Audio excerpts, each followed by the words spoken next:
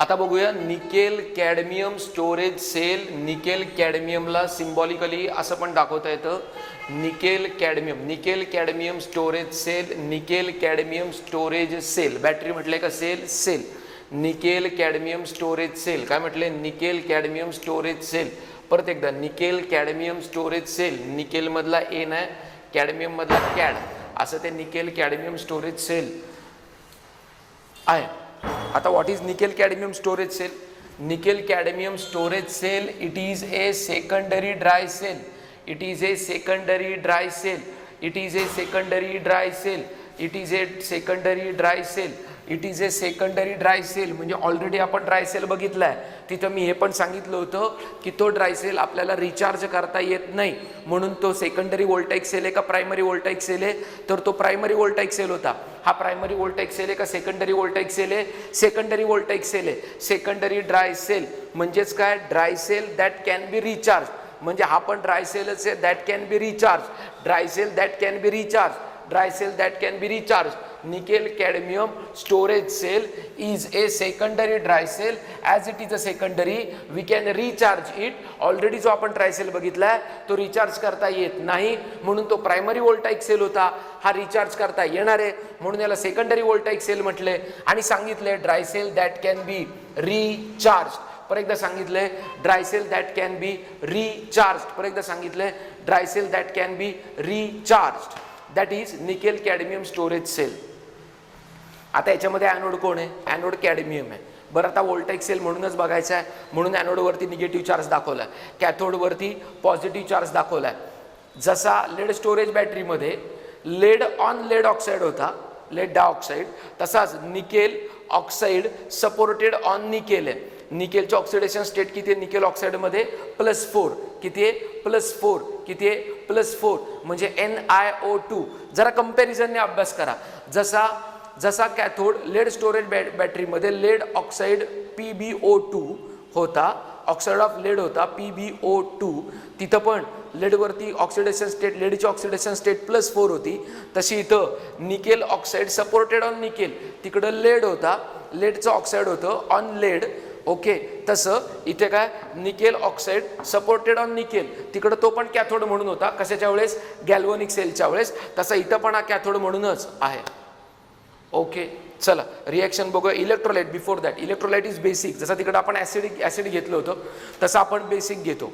आत्ता एक लक्षात घ्या, जेव्हा मी ॲसिडिक H2SO4 घेतलं होतं, H2SO4 ॲसिड आहे, ॲसिडिक इलेक्ट्रोलाइट घेतला होता, त्यावेळेस अजून एक गोष्ट लक्षात ठेवा की प्युअर फॉर्म घेत नाही आपण ॲसिडचा, त्याला वॉटरमध्ये डिझॉल्व केलेलं असतं, म्हणजे तो ॲक्युअस फॉर्म असतो.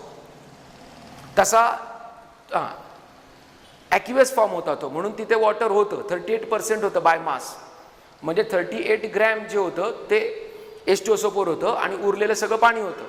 सिमिलरली आता मी बेसिक इलेक्ट्रोलाइट घेताना माझ्याकडे OH- असणारे कंपोनंट आहेत, सोडियम हायड्रॉक्साईड, पोटॅशियम हायड्रॉक्साईड सारखे, आणि त्याचबरोबर त्यांचं बेसिक सोल्युशन केलेलं आहे, म्हणजे त्यांना वॉटरमध्ये डिझॉल्व करून वापरलं आहे.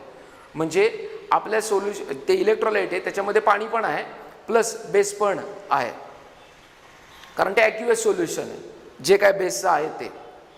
ओके, आता पहिली बघूया ॲनोडची रिॲक्शन. आता ॲनोडवर काय होतं? ऑक्सिडेशन.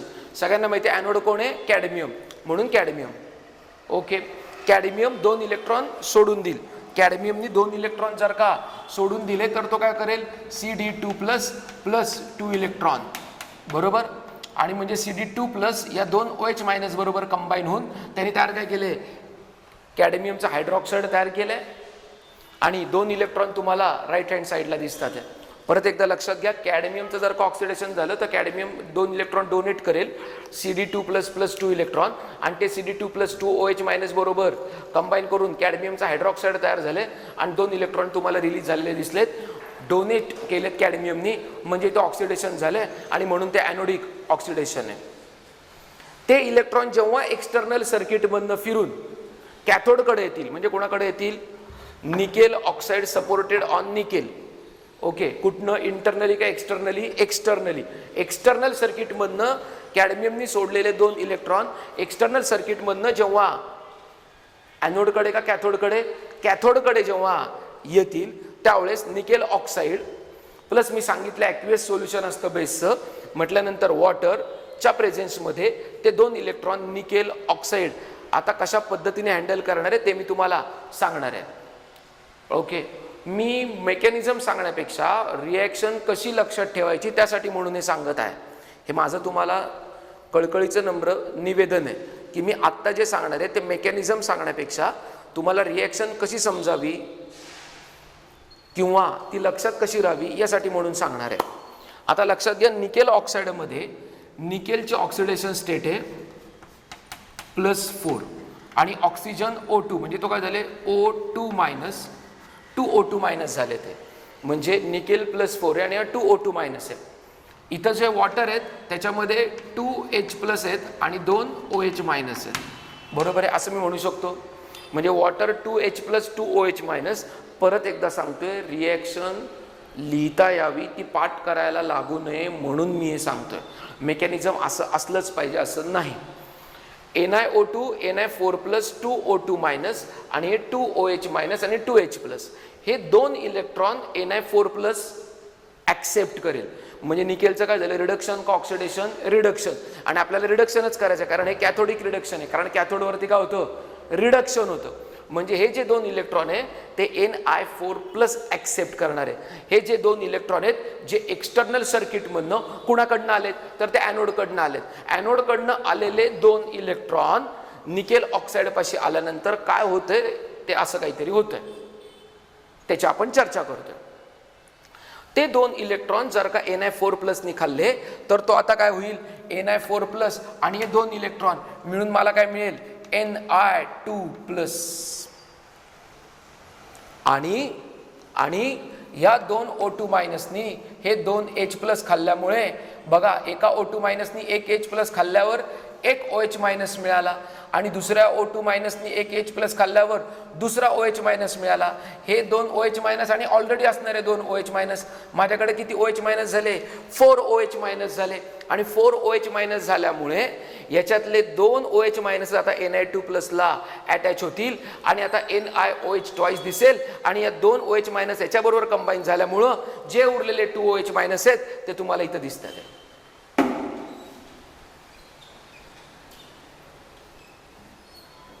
थांबा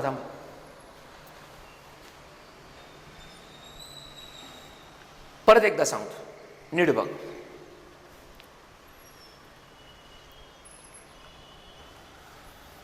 निकेलवरती 4+ ऑक्सिडेशन नंबर होता. एका ऑक्सिजनवर 2 मायनस 2 ऑक्सिजनवर मिळून काय झाला तो 4 मायनस झाला होता.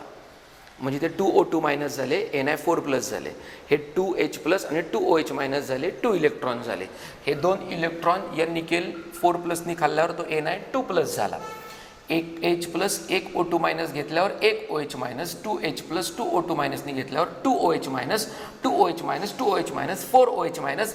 त्या 4OH मायनस मधले 2OH मायनस निकेल 2+ बरोबर गेले. त्यामुळे NiOH ट्वाइस दिसलं आणि उरलेले 2OH मायनस लिहिले मी तिथे.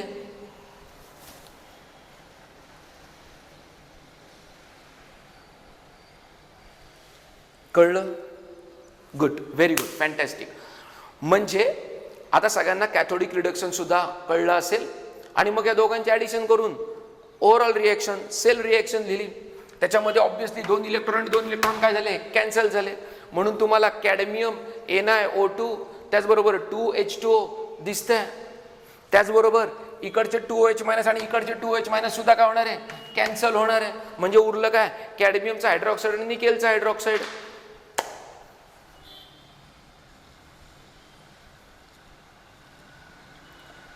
This is for discharging of nickel cadmium storage cell.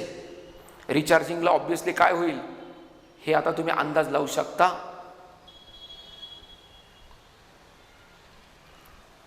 पुन्हा एकदा रिवाइज करतो. Nickel cadmium storage cell it is a secondary dry cell. म्हणजे हा पण ड्राय सेलच आहे. तो ड्राय काय आहे कारण त्याच्यामध्ये आतमध्ये लिक्विड कुठं सापडणार नाही आहे सोल्युशन किंवा लिक्विडचा कंटेंट असतो. कारण मी काल एक सांगितलं ड्राय सेल हा काही कंप्लीट ड्राय नसतो त्यात मॉइश्चर आहे. तसं इथे सुद्धा हा ड्राय सेल आहे दॅट कॅन बी रिचार्ज, कारण मी याला सेकंडरी म्हटलंय. ॲनोड कोण आहे तर कॅडमियम मेटल आहे, कॅथोड कोण आहे तर nickel oxide supported on nickel आहे. इलेक्ट्रोलाइट बेसिक आहे, मी सांगितले त्याचं ॲक्युएस सोल्युशन आहे. मग म्हणजे हा जो OH मायनस आला आहे कोणाकडनं आला आहे, हा बेसिक सोल्युशनमधनं आलेला आहे. आणि ते तुम्हाला दिसतंय की cadmium plus 2OH minus gives cadmium hydroxide plus 2 electron. त्याच्यासाठी मी अगोदर एक तुम्हाला लॉजिकल बेस सांगितलं की CD2 प्लस प्लस 2 इलेक्ट्रॉन झाले, 2 इलेक्ट्रॉन इकडं आले, त्यामुळे CD2 प्लस झाला आहे. ऑक्सिडेशन नंबर वाढला आहे, 0चा +2 झाला आहे, म्हणजे याचं ऑक्सिडेशन झालं आहे. जेव्हा मी कॅथोडिक रिएक्शन बघायला गेलो त्यावेळेस मी सांगितलं की निकेल ऑक्साईड आपल्याला पिक्चरमध्ये येणार आहे.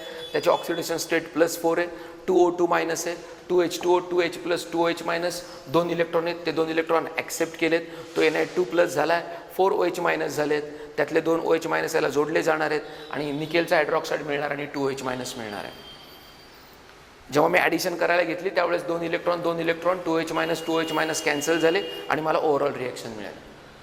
ऑब्वियसली ही डिस्चार्जिंगच्या वेळेची रिॲक्शन आहे, रिचार्जिंगला याच्या एक्झॅक्टली अपोजिट होणार.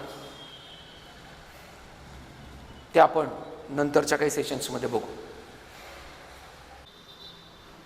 आता लक्षात घ्या, जे ॲनोडिक ऑक्सिडेशनमध्ये जे हायड्रॉक्साईड तयार झालं आहे कॅडमियमचं, ते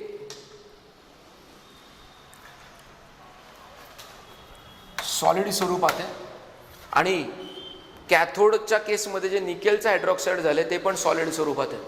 त्यामुळं ते त्या इलेक्ट्रोडला चिटकून राहतील. म्हणजे कॅडमियमचं जे हायड्रॉक्साईड सॉलिड फॉर्मॅटमध्ये तयार झाले ते त्या कॅडमियमच्या इलेक्ट्रोडला चिटकून राहील आणि जे निकेलचं हायड्रॉक्साईड तयार झाले ते निकेल ऑक्साईड सपोर्टेड ऑन निकेलच्या त्या इलेक्ट्रोडला चिटकून राहील. त्यामुळं फायदा काय होईल बघा. Reaction product at each electrode is solid. Reaction product at each electrode is solid that adheres to electrode surface. म्हणजे ते इलेक्ट्रोड सरफेसला काय होणार आहेत, चिटकून राहणार आहेत. So cell can be recharge. So cell can be recharge. परत एकदा, reaction product at each electrode is solid. Reaction product प्रत्येक इलेक्ट्रोडवरचं सॉलिड आहे, जे मी तिथं आत्ता मार्क करून दाखवलं आहे. वाटल्यास पुन्हा एकदा सांगतो. आणि ते दोघेही सॉलिड असल्यामुळे ते ॲडियर म्हणजे चिटकून राहणार आहेत कुणाला, त्या इलेक्ट्रोड सरफेसला, आणि त्यामुळे आपल्याला सेल रिचार्ज करायला सोपं जाईल. पोटेन्शियल जे आहे ना निकेड कॅडमियम स्टोरेज सेलचं ते 1.4 व्होल्ट आहे आणि cell has longer life than other dry cell. इतर जे ड्राय सेल आहेत त्याच्यापेक्षा याचं लाईफसुद्धा लॉंगर आहे. परत एकदा ऐका, निकेल कॅडमियम स्टोरेज सेलचं व्होल्टेज 1.4 व्होल्ट आहे आणि त्याचा लाईफ स्पॅनसुद्धा जास्त आहे. त्याचा यूज काय तर it is used in electronic watches, calculator, photographic equipments etcetera. परत एकदा बघा, nickel cadmium storage cell is used in watches, calculator, photographic equipments etcetera. म्हणजे मी आत्तापर्यंत काय बोललो, निकेल कॅडमियम स्टोरेज सेलचं पोटेन्शियल 1.4 व्होल्ट आहे, त्याचं लाईफ लॉंगर आहे इतर ड्राय सेलपेक्षा आणि तो वापरला जातो वॉचेसमध्ये, कॅल्क्युलेटरमध्ये, फोटोग्राफिक इक्विपमेंट्समध्ये.